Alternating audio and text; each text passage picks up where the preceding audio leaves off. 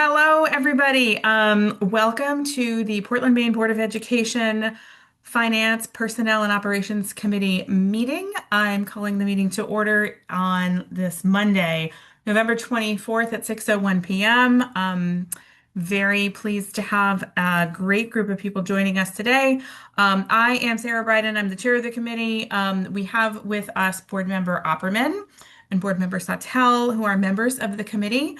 Let's see, we also have with us, we have Dr. Warren, who is the Director of Strategy, and I'm blanking on the rest of your title, I'm sorry.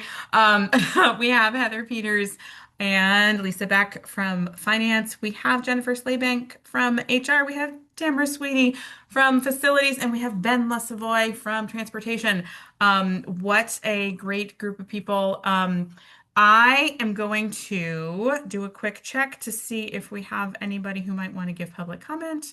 Um, we have three attendees, and I will remind folks that if anybody would like to give public comment, they can raise their Zoom hand. If that happens, then I will explain the procedures and policies and things to remember about public comment. While I'm saying that, I'm seeing that there are no Zoom hands, so I'm going to close public comment. And we will move along with our agenda. We have a number of topics ahead of us. We are going to so if anybody looked at the agenda online, we're going to make a slight adjustment in terms of the order of topics because Director LaSavoy has an early morning tomorrow. So we're going to let transportation go first. And then we're going to have an update on financials, an update on facilities, personnel, and a few policies that's part of the ongoing effort that we've been doing around policies that are being initially reviewed by our committee and then also by the policy committee. So I am going to turn things over to Ben to walk us through some slides and information about transportation. Oh, Dr. Warren, did you have some comments to make Sorry, first? sorry. I'm actually going to be the one sharing the slides on transportation Okay. strategy, and Ben is here to support and Okay. make hold me accountable for being accurate, Team effort. Sounds great. and probably share way more detail than I can if you get into tricky questions. So let me just see if I can share this. All right. Can everybody see the slides? Great. All right. So, by way of background, I think that certainly our board knows, but just for the benefit of the public, we launched a new strategic plan 2 years ago in 2023. And that plan has many different priority initiatives.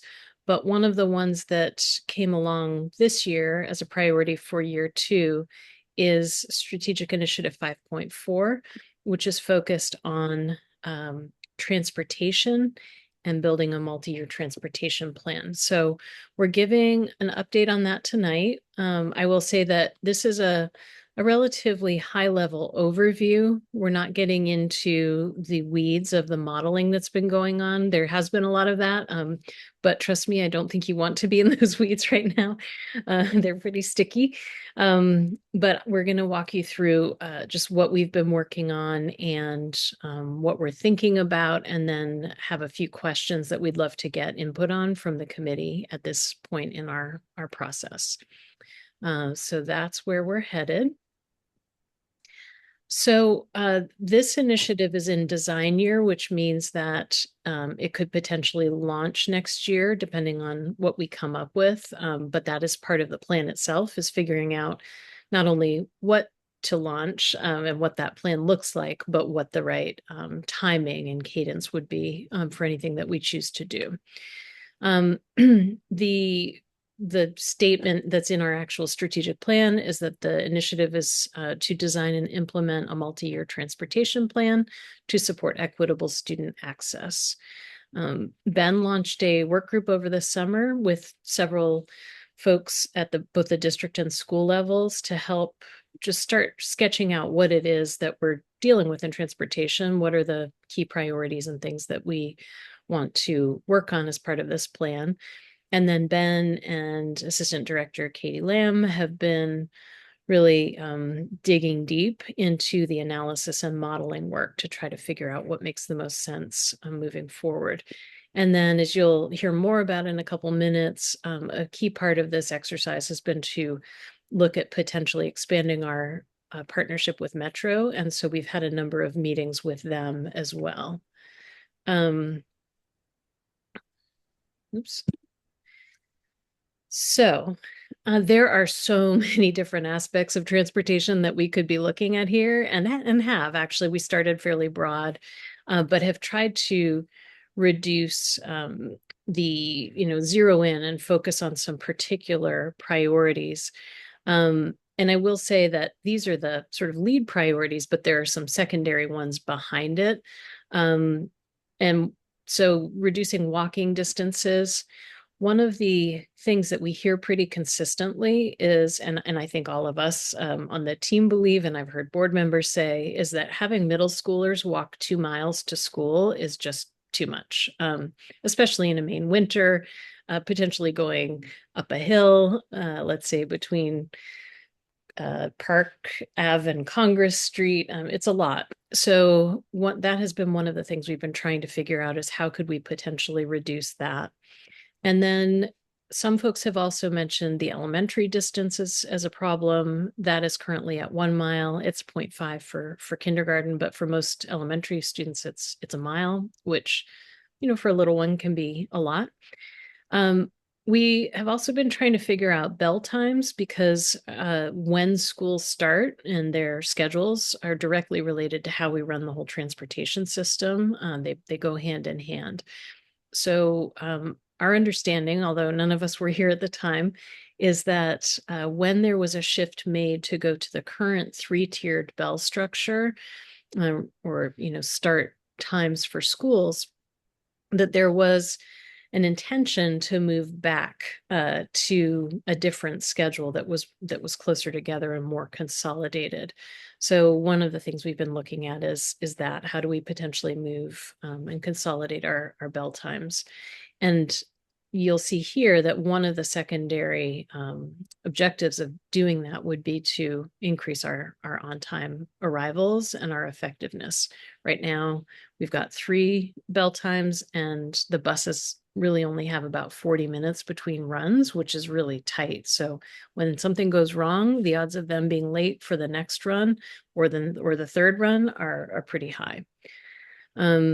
And then looking at how we can increase the number of walkers and reduce bus riders where it makes sense. So that might sound like it's contrary to what we said in the first objective, but it actually kind of goes hand in hand, because what we'd like to do is have the distances be shorter, but have more students be able to safely walk to school within those distances. Right now, we have some pretty significant areas that we call hazard zones, where students may be within the limits, either the 2-mile or the 1-mile limit, but we're busing them anyway for safety reasons, usually to get them over a major road. In order to do that, we would have to increase crossing guards. So we're looking at that too. So getting a little deeper into the exploration we've been doing around how to reduce the walking distances. So the idea would be potentially to reduce middle school from 2 miles to 1. And then we could either do that and leave the elementary as it is at 1 mile, or we could think about reducing the middle school and trying to reduce the elementary from 1 mile to 0.5. But one of our initial conclusions is that it would be almost impossible to do either of these things without moving some or all of our middle schoolers onto the metro, because we have to do something to alleviate pressure on the system to make room for this level of change. Because if we've got students that are now within that are living beyond 1 mile as opposed to beyond 2 miles, that's a significantly larger number of students that we would have to transport every day. Um, in terms of consolidating bell times, we've been looking at a number of different ways of potentially trying to do that. One thing that we've heard is, again, apparently going back to the time when this change was initially made, that having one bell time for all elementary schools would be ideal, so that they were all running on the same schedule. And we can see many reasons why that would be a good thing, and that this was apparently the intention previously. But for families, that would probably be clearer and simpler. For our professional development, it would certainly allow folks to come together more easily. But the truth is that right now, the way we're structured, about half of the schools run on the first tier or bell time, and then the other half run on the third bell time, with the middle and high schools in between. And so if we wanted to try to bring all of our elementary schools onto the same bell time, we would essentially need to close to double our current number of buses and drivers and bus assistants, which is not realistic, both financially and in terms of our ability just to find and hire staff. So we don't have highly detailed numbers on that, but just in trying to work that through together, we realized that's probably a non-starter at this point in time, given both financial and staffing constraints. The other thing we've been looking at is potentially going down to 2 bell times, maybe with elementary school, so being split between the 2 times, and then potentially having the middle schools with one set of elementary, and the high schools with the other set of elementary. So again, right now, we go with a set of elementary schools at one time. The next bell time is middle and high school together, and then the third bell time is just elementary schools. If we were able to condense down to 2 bell times, we could both sort of shrink the broader period of time that our whole operation is running as a school system. We could stick with the 7:40 time, which is currently the first time of the day, but then have the other elementary schools at least be closer to that first start time, if not at the same time. And having high schoolers on 8:40 is actually an ideal type of scenario in terms of just the research around students at that age and developmental level, needing to go to school, ideally sleeping in later and going to school later. So their current bell time is 8:20. That would be a shift of about 20 minutes. We're still exploring that as well, because that could create some challenges in terms of after school programming and athletics. But those are just numbers we're playing with, not necessarily set in stone. Again, it's very likely that we could only pull this off if we were able to figure something out with Metro to take a number of students off of our buses, to free up some of the load for us to take on. In terms of trying to increase walkers and reduce bus riders, this is something that we could do by reducing some of the hazard zones that we currently have in place. And again, Ben and Katie have done a lot of modeling to figure out how we might add in some crossing guards potentially, in order to be able to have a safer walking route for students in areas that we're currently busing. And there are potentially a number of different benefits to doing that, one of which is student health and encouraging just movement and activity. So the work with Metro has been ongoing now over a period of months, and they have been really great partners in trying to figure things out. We had gone into that whole conversation hoping and assuming that we might be able to move all middle schoolers over to Metro if we were going to go down that path. But our most recent meeting with them about a week ago, after they had done a lot more modeling, made clear that they just don't have that level of capacity at this stage to be able to take over all middle school. What they really were able to offer up was potentially taking over a couple of major routes, which would alleviate some of the pressure on our system, but not entirely. And so what we have yet to kind of get to a conclusion around is whether or not it would actually be worth, as our superintendent likes to say, whether the juice is worth the squeeze, whether moving some students off and having Metro potentially take over certain routes would be worth it, really, for that big a change. And then there are other things that we would need to look at there in terms of a big part of why we're doing all of this is to create greater equity. But if some students are now riding Metro and others are either walking or riding one of our buses, we need to kind of look at that and make sure that we're not then creating an unfair, inequitable system in that way. So they have gone back to do some more modeling for us based on our most recent conversation and looking at some of the routes that we had hoped they might look at that they hadn't yet. And we're just awaiting, I think any should be today or tomorrow, that we were hoping to get some more information from them. So if I had to sort of summarize key takeaways from the work that's been done so far, it seems that any significant changes that we wanted to make and thought we were hoping we might make would probably require some degree of partnership with Metro, just because that's the most logical way to take some of the pressure off of this system, by having somebody else help us move some of our students.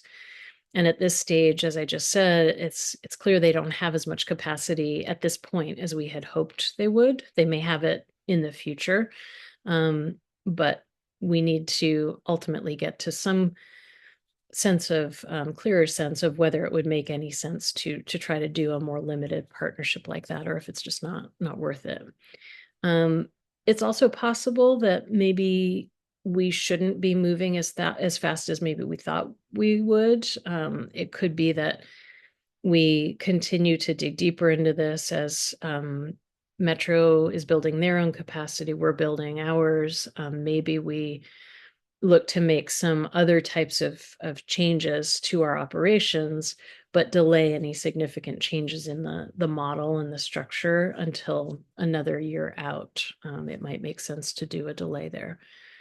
And then again, the hazard zones and crossing guards and trying to shake that part up a little bit is something that we can do in any case. We don't necessarily have to have this bigger change in model and approach in order to make those things happen. So we're continuing the exploration around the best ways to do that.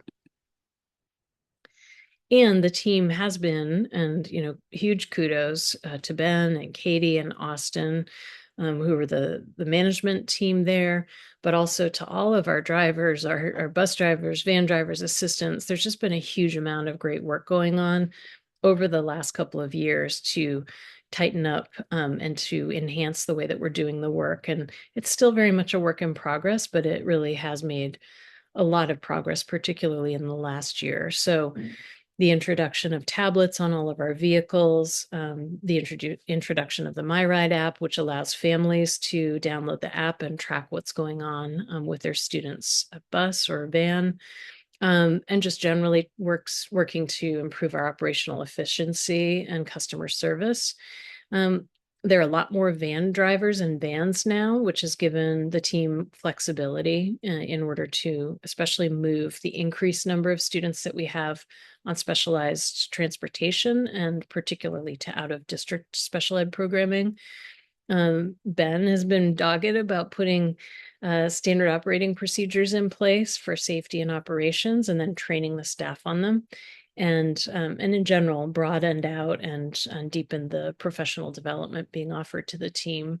I know Katie has been running some high level, high quality team building activities as well.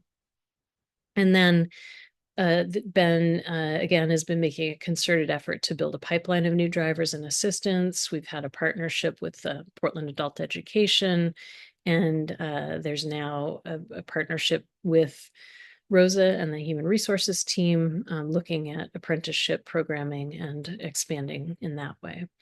And then collaborating with schools and network teams to address challenging behaviors and other things. But in particular, we've been making a really concerted effort to not only address challenging behaviors, but to align the systems and approaches for that to the ways that schools are handling behavior and the new behavior protocol and PBIS work that's getting done. So these are some of the questions that we'd love to get some input on, but before we sort of dig into those, maybe I'll stop talking and just see what questions people may have that we can help answer.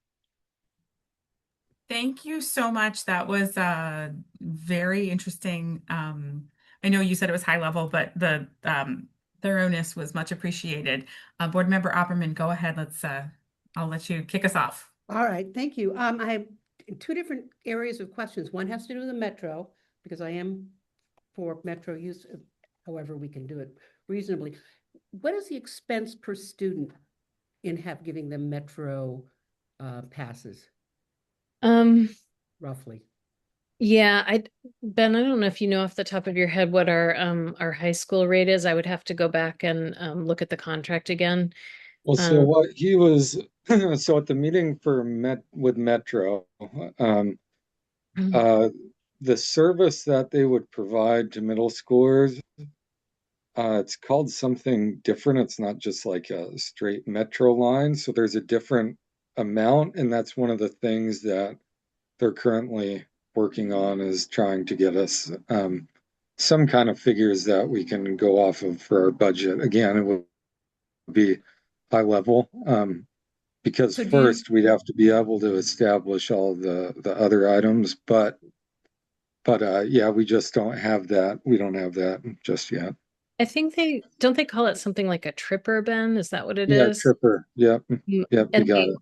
it's actually what they're doing now for our high school students. It's almost like a special run that goes during, I mean, some of the students go on a regular bus, I think, with commuters, but and anyone can ride the buses that our students are being transported on, but they have these trippers that are, ready to transport larger volumes of people and get them to the schools. So essentially, what they would be doing is taking that same capacity they have to run the high school trippers and then applying that to middle school trippers. But so that's one of the reasons why if we worked with them, we would have to change our bell schedule to make sure that high school and middle school were running at different times because they couldn't handle both at once. But as Ben said, the modeling around the actual cost of that is somewhat tricky. So we know what we pay right now for the high school contract, but that's not necessarily exactly the same for the middle school. Do you know, off the top of your head, do you know round numbers, thousands of dollars that this high school one costs? I can say that I think we pay in the low 20,000 per month, Okay. like 22, Per month? maybe 20 to 26. Yeah.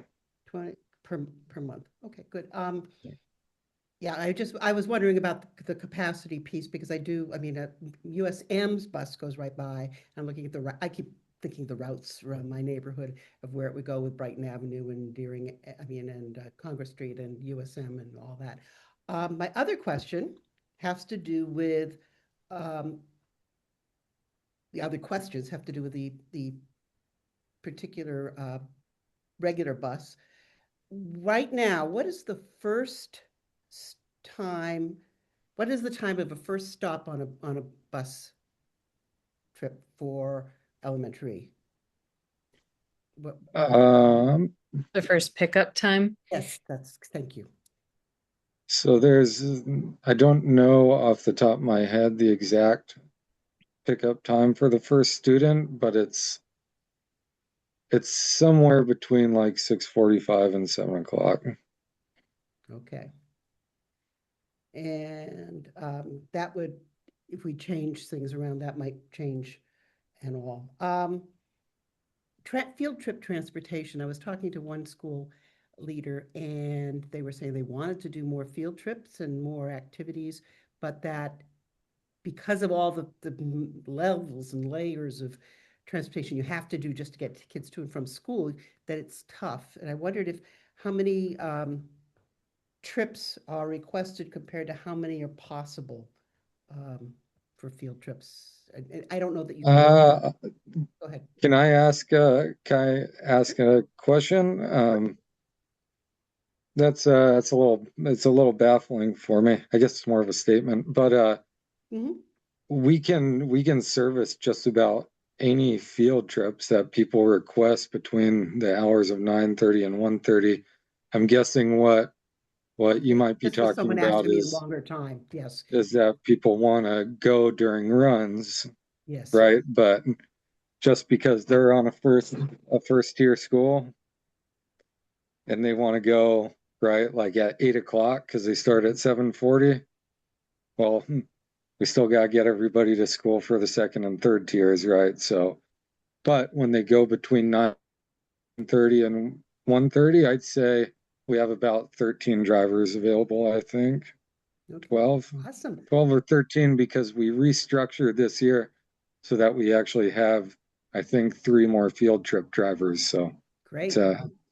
Well, that's good because, but that was the question if you wanted to get somewhere and it went until 2 or the afternoon, or like you said, starting earlier. I guess um, I'm just wondering when you're thinking about start times and buses and metro and all of this to consider, um, is there a longer gap there possible? I don't, for some, because I know kindergarten or half-day situations exist out there. And with the new little people coming in a year or so is going to be a problem. But those are my thoughts and questions I had about the transportation. I think, and you did a good job answering them. Thank you. welcome. Can I actually just before we move on to other questions, just make a note there about the pre-K comment because I probably should have addressed this in more detail before.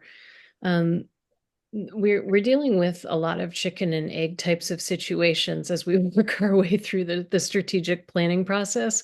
And I think a lot of the folks who have been involved in the boundaries committee have felt that too, because this initiative now is really sort of fully underway. And the pre-K work that we're now really deep into as well is a requirement by the state that all school districts take over responsibility for providing special education services to all 3 and 4-year-olds in their jurisdiction by July of 2028. So we have a whole other strategic initiative that is really focused on figuring out how we do that. It's even more complex than this one, believe it or not. So it involves a huge number of different elements to try to figure out how we do it to be within the law, how we do it in a way that's feasible from a staffing and financial point of view and space allocation. It is not a requirement to go to universal pre-K. It's a requirement that we serve the special education needs of all young people, but that can also be with partner organizations. It will be the case, though, that where a student at that age level has transportation needs in their IEP, then we will have to figure out a way to meet those.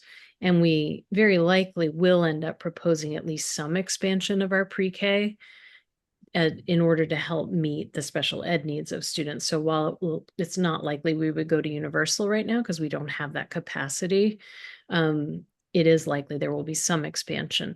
So all of that is to say that that initiative will ultimately lead to some added needs and requests around transportation that we don't have clear enough yet to really even know for sure what the implications will be for the transportation team. And so anything that we're figuring out right now with this initiative is going to have to kind of ultimately dovetail with the work we're trying to figure out around early childhood.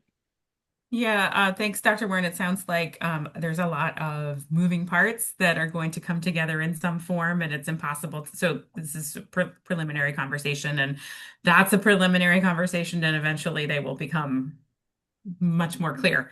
Yeah. Thank you for that context. Board Member Satel, go ahead. Hi, I'm just looking for information so I can sort of get a better picture in my head.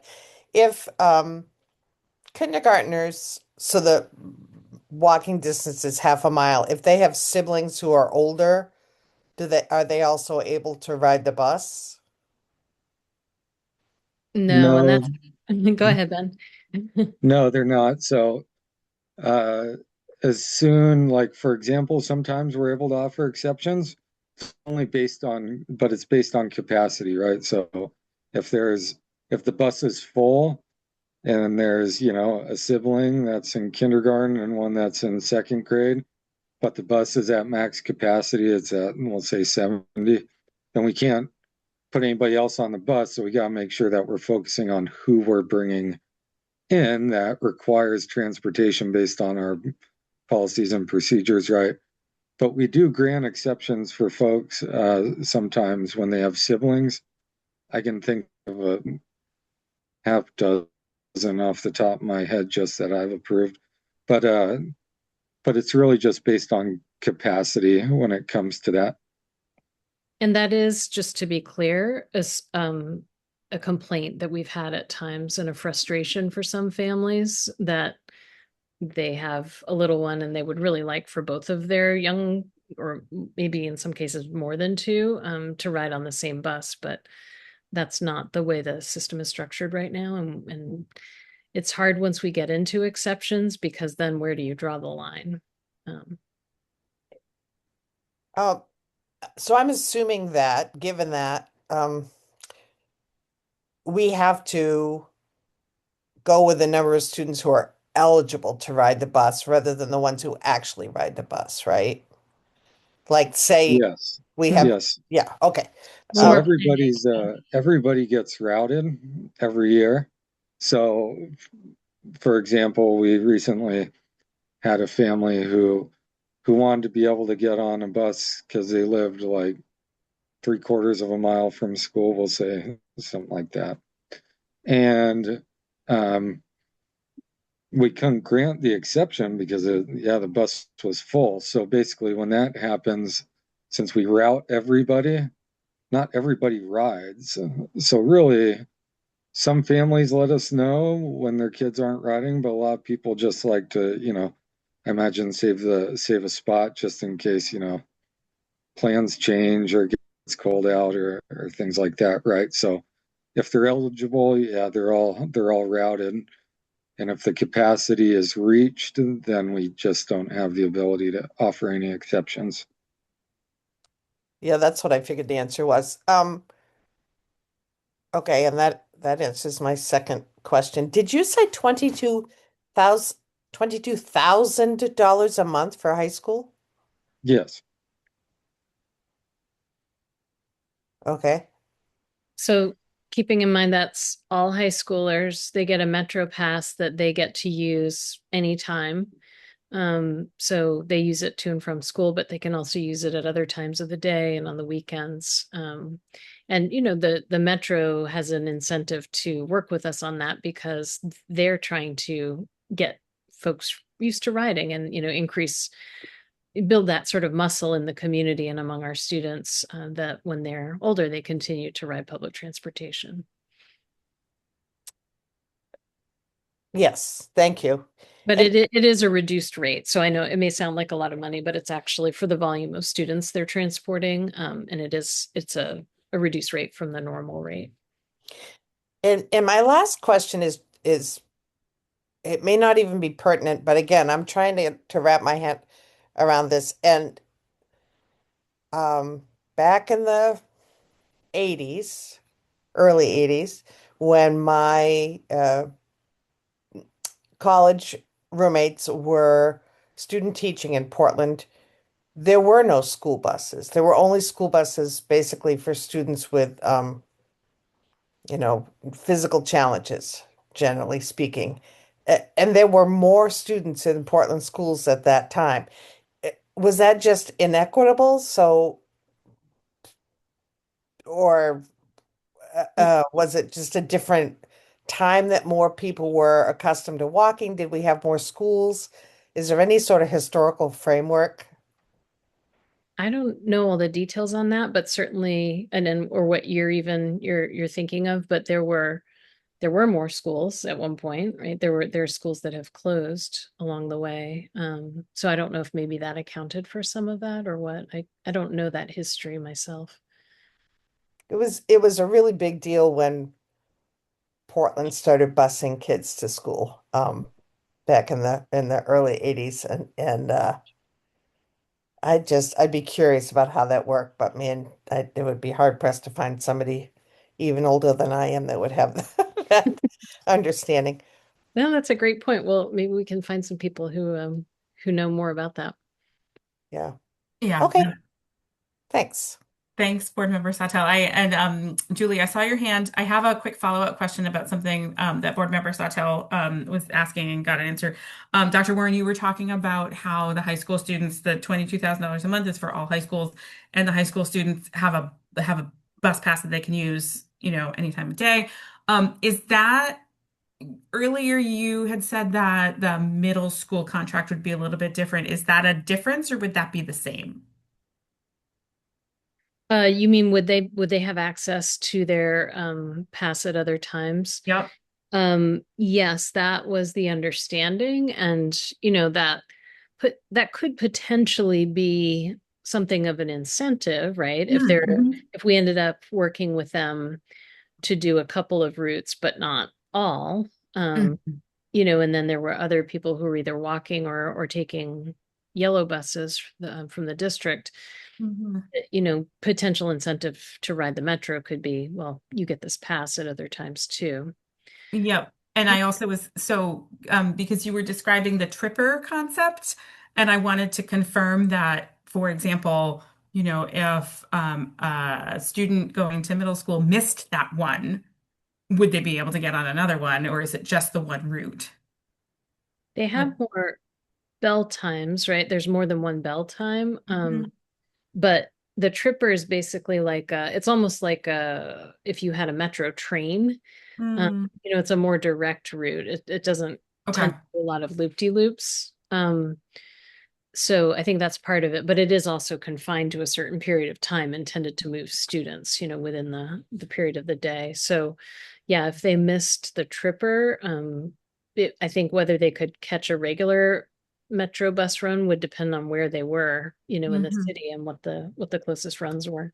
Yeah. Okay. Thank you. Board Member Opperman, did you have, I had seen your hand. Just a quick question, quick comment. There were not very many buses in the 80s. If there were, I don't know what the range was, but my sons were in school. One was in school in the 80s, and there was a bus that showed up at a school, and that was it. The other comment question I had was, are there roughly 2,200 high schoolers? I mean, but I Um, think 900, 900, and 400 I roughly. don't remember. I don't want to Okay. misspeak. I'm just saying is if we have, say, we have 2,200 high schoolers, that's $10 a person per month. Yeah. And so for a all-time pass, that's reasonable. I know it's as a chunk, it's a big amount, but I think it's pretty good. So anyway, that was it. Thank you for the time, and I'm sorry to take so much time. Mhm. No, it's all good. I have a list of questions as well. And I'm going to try to move through them quickly, also keeping in mind that our facilities and financials and personnel topics are going to have to be going at a pretty good clip as well. But I do think this is really complex and it's really important. So I am interested in hearing more about one of the slides was talking about the improvements that have been made in terms of like working with network teams and making sure that PBIS concepts are being used across school time and bus time. How would that work if we have middle schoolers on Metro? So, do you want to take Go it, ahead, Ben. Sarah? Yeah, go ahead. Okay. That Yep. was one of the pieces that came up in our meetings with them because safety is, of course, number one, right? So if we were to put kids on Metro, students on Metro, Mhm. then we would need to start likely like some sort of training in school, maybe during step up day or something like that. When it comes to behavioral challenges, they said that they get them currently with the high schoolers. Sometimes kids, get taken off the metro for a couple days, I guess, if things happen. Um, and they have a set of guidelines that students need to follow. They have slides, things that they have to sign before the start of the year, all that stuff. So our we call them the big five, like don't eat on the bus, don't stand, don't switch seats. They have their own set. And if those are broken, then they work with the schools to get the situations figured out. The buses also all have cameras just like ours. So if we need footage, we can get that too. Mhm. Yeah, thank you. I just middle school brains are very specific set of brains and behavioral challenges can be tricky, so wanting to sort of make sure that we're thinking through that aspect of it in terms of metro staff and how those interactions go and then that's sort of closely related, at least in my mind, the science around allowing high schoolers to sleep later and get to school later. I'm curious what the science says about kids who are 12, 13, 14, whether 740 is going to be a challenge for them in terms of the circadian rhythms and like those sorts of things. Um, I can answer that. go ahead. I did a whole thing on that. It in that stage, it is not just when you hit ninth grade. It Yeah, is, anytime they're hitting adolescence, but they all hit adolescence anytime. But basically, you can yeah, think of adolescence starting at age 9. yeah. So Yeah, I mean it, that, and that's the tricky thing about middle school is because especially given that ours starts at sixth grade and goes up to eighth, is that's a pretty dramatic span and variety of, just in terms of where students are at in terms of their development. So yeah, I'm sure that probably for the majority of eighth graders, it would be better if they were closer to that later Yeah. schedule and bell time. So Mhm. yeah, I don't disagree. Yeah, the 740 middle school start time on that slide sort of, yeah, jumped out a little bit. Yeah. Um, Well, that's it, good feedback. We could try to work with them yeah. to figure something out differently. Um, Thank you. In terms of the current approach to having split, 4 and 4 mainland schools with the start times at different times, and this might, I don't know if like anecdotally, you might have any insight into this. I'm curious whether we have any staff that actually leverages this in terms of being able to drop a child off at one elementary school and then work in another one that has a late start. We do. Yeah. Yes, there is. Yeah. Okay. I recognize that, the split times are might be helpful in that, narrow set of circumstances and also really challenging for other families, but wanted to sort of get that perspective if it exists, which sounds like it does. Um, the slide talking about ways to increase walking, and I'm assuming, biking and all those things by having crossing guards at hazard zones, which I think is a great idea. Um, would those crossing guards be available and present only at dismissal time? Or, for example, if middle schoolers are doing after school activities and then they're walking home not at dismissal time, is that part of the plan or would it be more of an on your own sort of situation? Well, we currently have late buses. I don't think the late buses would go away with the transition. But yeah, Yeah. the crossing guards would only be during the release time. But Okay. there, So, yeah, go but ahead. yeah, so there's there's buses that transport for clubs currently already. So I don't think we'd like get rid of those. No, so what I meant was, so if you ended up in a situation where a middle school student was not able to take the bus, um, because we're trying to, we're not able to like change the 2 miles, or, as an example, speaking hypothetically, but we're trying to make it possible for more students to walk, or, to not have to make exceptions. Would there be like a late crossing guard? No, and I mean, to be really honest, Chair Biden, that this is an issue now, if we're Yeah. thinking about, clubs and after school activities. Mm. Most of our middle school students actually aren't in a hazard zone. The bulk of those are elementary students. Yeah. Ben, correct me if I'm wrong on that. Is it more elementary than middle that are in the Yeah, yeah. Okay. and we don't have nearly so many crossing guards right near middle schools as we do near the elementary. Hmm. King being a major exception to that, because that intersection around there is, awful. Yeah. But I don't think that we could afford probably, and I don't know if we could work Hmm. out having crossing Hmm. guards there at different times. Hmm. But one thing that we have, Ben's got a stack of Metro passes in his office, and there's been increasing sort of exploration around how to use Metro passes, more Hmm. single trip passes, to try to support other types of activities during the day and after school.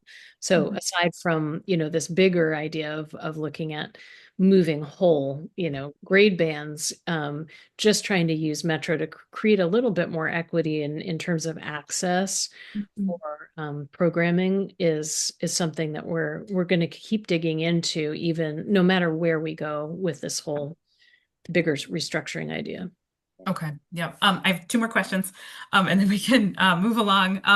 But so following up on what you just said, I'm curious about whether, and you may have already thought this through, and this might not be sort of a new concept, but if we have currently middle schoolers who have to walk potentially up to 2 miles to school, and we would like to get that to 1 mile, and perhaps if that's not feasible in terms of capacity, would it be possible to say middle schoolers that are in that gap range, so more than 1 mile, less than 2 miles, strategically think about who in that middle school population is walking that far and offer an opt-in to Metro? Is that this? I don't. Yeah, they're Yeah. actually they're currently um, running models for us for Okay. uh, based on their current route structure for Hmm. any middle schoolers who are over 1/4 mile and 1/2 mile from a bus stop to figure out who they are, because it's not just the students who are walking, but it's also the ones that would have to, for example, walk from like that neighborhood up by like Summit Street and all that up there, Hmm. Yep. and Allen Avenue and like deep in Presumpscot Street, all those Yeah. areas, they're running numbers for us on those to Yep. see if even those kids that are, 2 miles from school that we'd offer a bus pass to, if Hmm. they'd even have a bus stop to go to Right. within a quarter or half a mile. So yes, they're working on modeling all that for us now. Yeah. Awesome. And then last question, Dr. Warren, I know this has come up in the past before, but the crossing guard expenditure, curious whether there's been any additional thinking about whether it's something that could be brought back in-house instead of paying a vendor. Not sure if that has been part of the analysis or not. Yeah, I did a lot of modeling around that last year during budget season, and it wasn't going to be to our advantage to do that, either financially or in terms of the pressure that would put on us in terms of staffing, both hiring and management. We haven't done an updated analysis, but we do intend to rebid the contract this time to see what we can get. Okay. I would suggest that it may be something we continue to look at over time, but I probably wouldn't try to take that on at the same time we're trying to make another significant shift in the whole system. Yeah, that makes sense. Thank you so much. I'm not seeing Zoom hands at this point, so great 49-minute conversation about transportation. Thank Okay, you so much. That was really informative. Thank you, thank you. Ben. You can go to bed. Thank you. Thank you, Katie. Yeah, thanks. Bye. Thanks. Good night. Okay, so returning to the agenda, um, can we get our financials update next, please?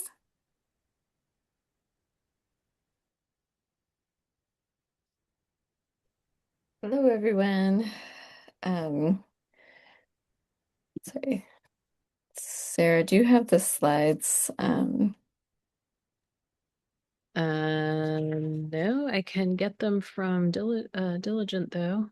Okay. Um,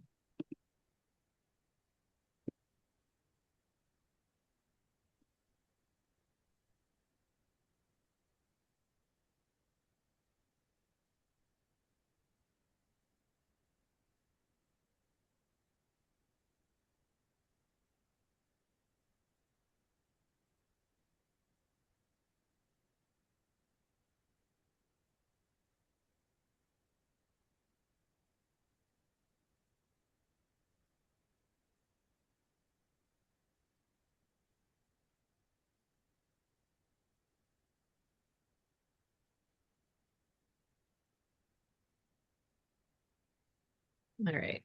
Let's see. This one I think I'm gonna show it in a PDF format, so it'll look a little different, not like a slide format. Let's see if I can do this.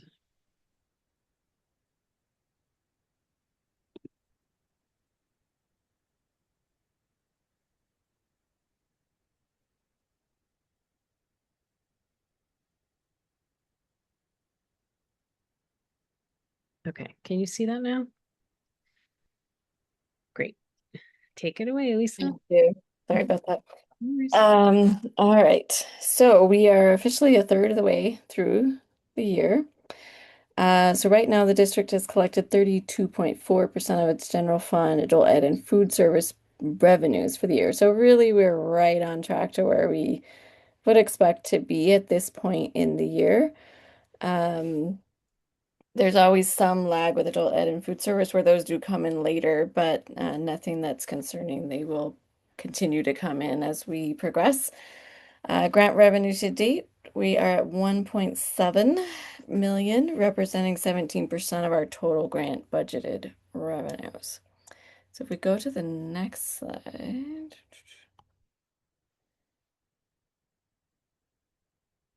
So in terms of new grants, we've received $10,000 from Dick's Sporting Goods Foundation for the Sports Matter program supporting purchase of athletic equipment.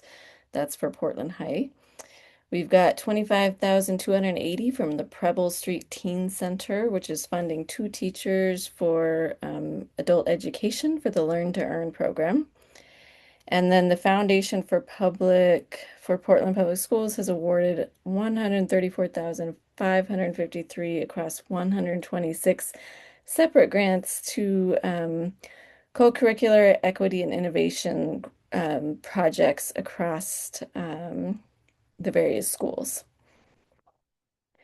So with those new grants, our new and renewing grant running total is up to 729,000 for the year, and the existing grants rolled over into this year are $1.1 million. And so here's that kind of just the view of the revenues that I've spoken to the highlights, but you'll see this is where we're at the 33% or 32.4% for the year so far. All right, if we go to expenditures, so we're at 32% of expenses for the fiscal year so far to date. The general fund expenditures are about 1% lower than where we would expect to be at this point in the year, but we anticipate that gap will close. Adult ed is at 31% and food service 21% respectively. So grant expenditures are at 30% of budget, and those are picking up pace as we go through the school year. By category, if we look at personnel and contracted services, they're both at 31%, which is about where we would anticipate. Supplies are at 39% to budget for at this point in the school year. All right, and here's those numbers by fund for the expenses. So we'll just briefly show those, and then if we scroll down, then we'll be able to see them by category. All right. So that is what we have for this evening. It's pretty straightforward. Any questions we can answer? Thank you so much, Lisa. Just quickly before we move into questions, Dr. Warren, could you move Board Member Noor over from attendees to panelists, please? That would be really helpful. I'm not a meeting host, and otherwise I would do that. But Lisa, thank you so much for that information. I'm so glad that we are getting these updates on a monthly basis and sort of seeing how everything is tracking along. I'm also watching for Zoom hands to see if anybody has any questions.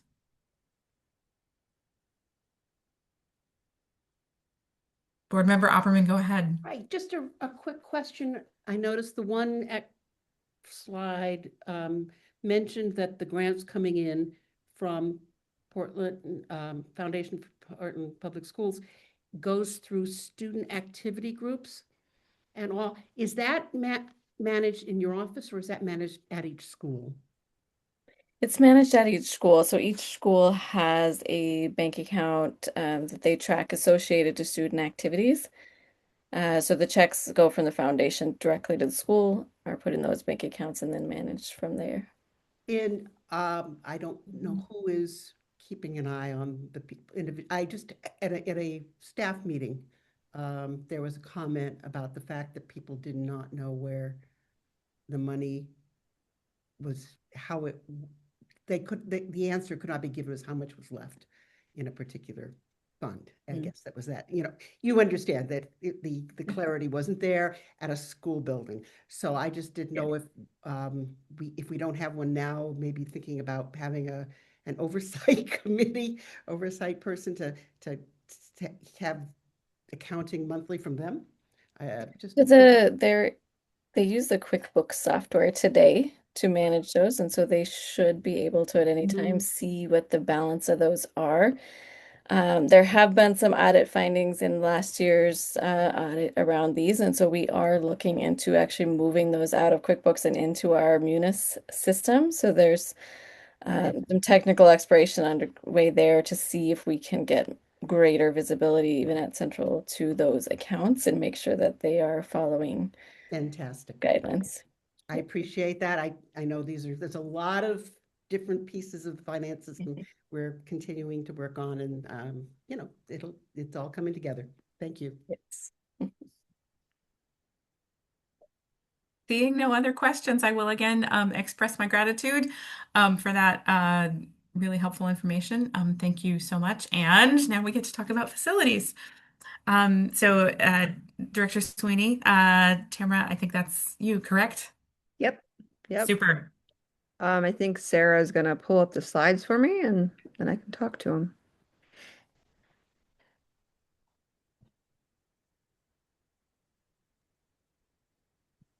You'll regret the day you made me the technology person.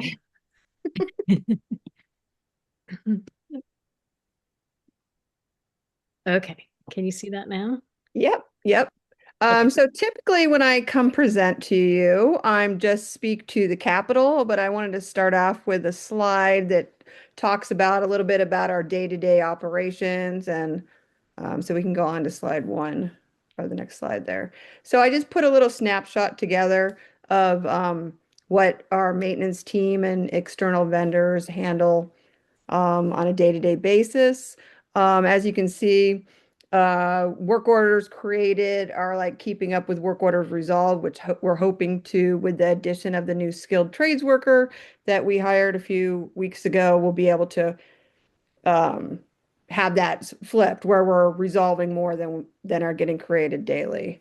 Our on-time percentage has been getting better as we go on through the last 3 months. So we're hoping that that just continues to rise. So I just wanted to give you a little snapshot of how many work orders we're handling on a monthly basis. So this is just a little bit of a capital projects overview. We have tackled many small projects across the district, but there is a lot of need out there. There's existing projects, continue to address immediate operational and safety needs, but there's definitely a lot of larger projects out there, including heating systems, electrical distribution systems, sanitary and stormwater systems, and major renovations that require planning and investment. And so we just need to make sure that our prioritization framework helps guide us in our priorities. So the next slide is going to talk a little bit about how we look at making capital decisions. First thing we're looking at is safety and compliance, ADA accessibility, or any building code compliance, life safety. Our next prioritization criteria would be educational impact and how quality of the learning environment and equity across all schools. And then you can go to the next slide. And then urgency and condition, if a building or a system's near the end of its life or it fails, that would be another way to prioritize a capital project. And then there's a cost efficiency, maybe maximizing dollars between multiple projects, like I'm doing currently with 4 roofing projects and having engineering design work all encompassed. Saves money. It also creates better resources, vendor allocation. And then this is existing capital projects and where we are in the status of them, and then how they align to our strategic plan. I mean, you guys can read through them. I don't think I need to go through all of them, but they're in various stages. And that's intentional, helps us with keeping things moving through the system. So some are in procurement, some are with design, some are in permitting. There's none currently in construction because during the school year, it's kind of difficult to be in construction. So we try to get aligned during the school year to be ready for the summer to get projects in construction. So that's just more projects there that we have going on. So we are currently using the 2016 facility assessment because that was the last one that was done, which was 9 years ago. It helps us, in looking at safety code, ADA, but we really need to develop we really need to go out to bid for a new facilities assessment as, we're coming on to year 10. There's a lot of different things that could have come up through the last 10 years, and life systems that might have failed. So we just need to work on, I can't see the bottom of my screen there. Work on an RFP to go to a new facilities assessment and also create a district facilities master plan, which would be all encompassing for the district. And then on the next slide, so in this spreadsheet, if Sarah wants to click on that, it is everything I pulled from the 2016. Uh-oh. That's not good. So what is on this spreadsheet is everything that I pulled from the 2016 facilities assessment that has been identified that we have not done yet, and all the way out to year 2036. And I put it all into the spreadsheet along with all of our current projects. And so then you can see by school, what projects are in what stages, and then also all the stuff that still needs to be done in those schools in the next 10 years. And Sarah, you're not able to open that up at all? No. No, because she went through diligence. I couldn't earlier. So if you have it on your computer, you can open it and share your screen. That would be really great. Yeah, if you hold on a second, maybe I can just get at it. I thought I made anybody that had the link be able to. No, I think I know I've seen this document before, so if you hold on a second, I may be able to get into it. I'm going to go right now in my phone to see if I can. I'm going to stop sharing for just a second. Let's see. I apologize. I thought I had this set up.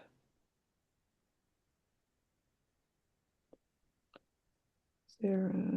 And while we're doing that, I wanted to one sort of point of clarification or emphasis about what Tamara just said regarding that 2016 facilities assessment, and then where we're trying to get to in the coming months and year or years, that we are really we're trying to get past an assessment to a plan, right? So what happened in 2016 gave us this many pages long assessment in painstaking detail. You can see it on our website. It's report after report from every school, but that's not the plan, and it doesn't set priorities.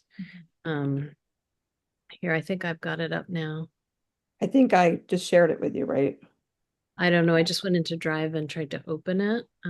It's capital improvement identified in 2016 facilities assessment. Yep. All right, let me see if I can project that one. Anyway, so just noting the difference between having an assessment and having a plan that's strategic. Mm-hmm.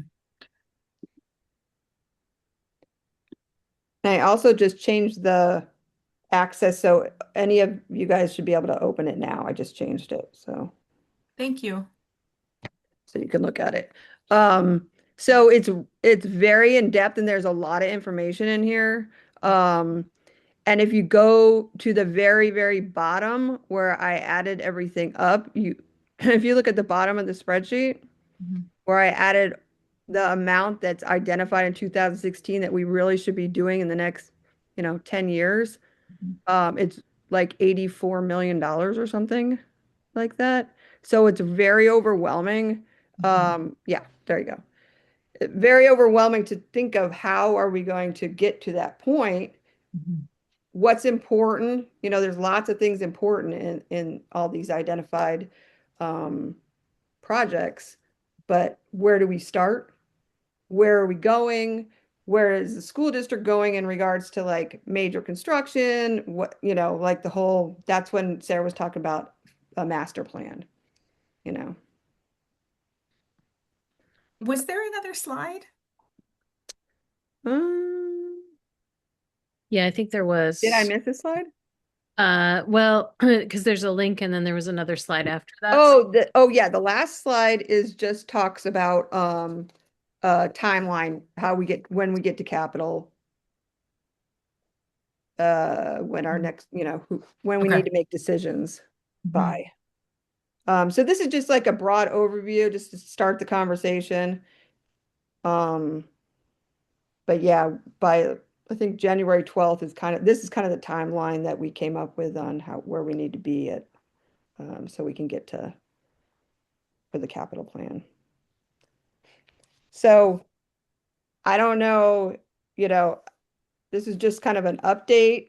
I don't know if you guys have feedback on where you think we should go with the capital plan of 84 million and what kind of projects we should be looking at.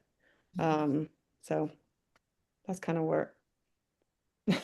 Yes, let's do Where questions.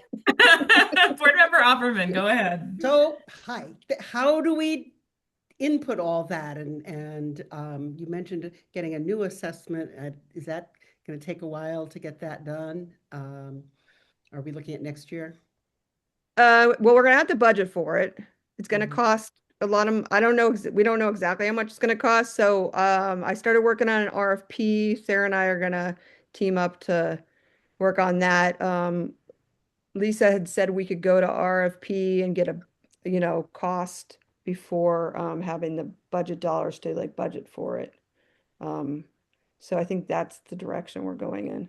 I mean, the facility assessment itself, yeah, it will take some time.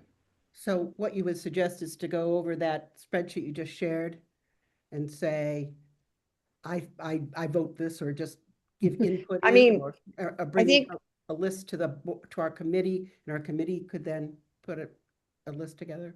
I think so. When I presented to the executive cabinet a couple weeks ago, just to get their feedback on this, on the same spreadsheet, um, just to see if there's something out there that somebody's seeing that maybe I'm not seeing, or seeing it in a different way, from a priority standpoint.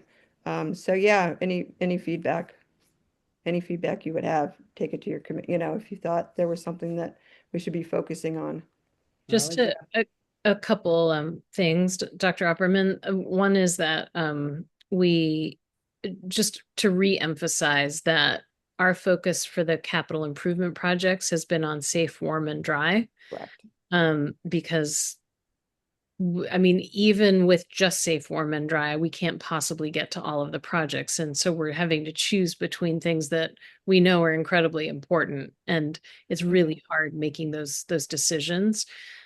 So within within those categories of safe, warm, and dry, if you all have a particular perspective on things you think should be prioritized, that would be great to hear. But I just want to be clear that we're also not expecting you all to make all the determinations about what the final list looks like. We will do that, continue to do that as staff and leadership. But we really want as much input as we can get. Yeah. Yep. Yep. And when you're talking safe, warm, and dry, you're not even talking about all these systems that are failing. You really aren't even touching those. And there's a lot of big projects in this spreadsheet. Yeah, and then there's the short term and the long term, right? The short term is we're dealing with what we have in front of us right now, the results of the 2016 assessment, plus the things that the team and others have continued to find. The plan, the longer term plan is to help us keep that a little bit more organized and give us a better, blueprint and roadmap at going ahead so that it's a little bit clearer and the team has something in front of them where they know that, yeah, these are the priorities and this is the way we're moving. Mhm. Yep. Dr. Warren, if I am following what you were saying correctly, it's essentially that, the staff has all this expertise and can certainly make the detailed decisions. And you're looking to the committee in particular to sort of give guiding principles and that sort of interplay. Yeah, I think primarily, although, you all are talking with folks Mhm. regularly and you're in schools visiting and whatnot. So if there's a particular thing you found that we were Mhm. missing, you Right. should tell us that too. Mhm. But Okay. yeah. Right. So one example of an overarching principle that I think would make a lot of sense is safe, warm, and dry are all very important, but also, if there are issues that putting off would cause a bigger expense down the road, it'd be great to be able to get ahead of those. I mean, I understand that there, if the resources aren't there, the resources aren't there. But that, is sort of another prioritization mechanism around, getting ahead of increased complexity and damage the longer you wait on something.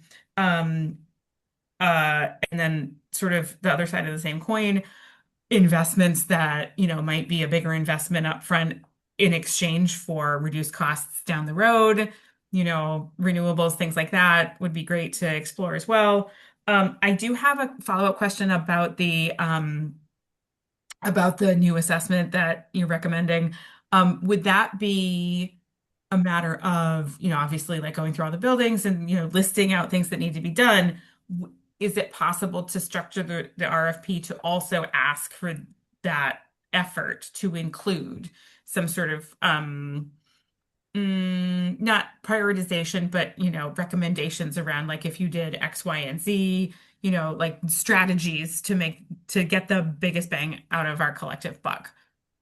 Yes, absolutely. I'm gonna have I want it to be part of the like help us with the master plan too. Yes, correct. Okay, Yep, yep. super, super. That's very good. Um, this is overwhelming. Like you said, this is absolutely overwhelming. Thank you for naming that. Other questions? Okay. Thank you very much. As overwhelming as it is, it's important to know about, so I appreciate it. Good night. Thanks. Thanks, Janet. Um, yes, and then for personnel, Jennifer Slavik is here. I believe, if I am reading the agenda correctly, the documents that are in there are just informational, not necessarily a presentation. Is that accurate? Right. Those are just the documents that'll be brought forward to the board meeting tomorrow for information. And if you have any questions that I can address at this time. Okay. I do not. I will look for Zoom hands. I would be surprised. Seeing no Zoom hands. I think the last part of the agenda that we need to cover is the four board policies that are on the agenda. And so now I would just be looking for a Zoom hand for any member of the committee that has questions or thoughts on those, or also checking in. Dr. Warren, was there anything that staff wanted to say about these four board policies?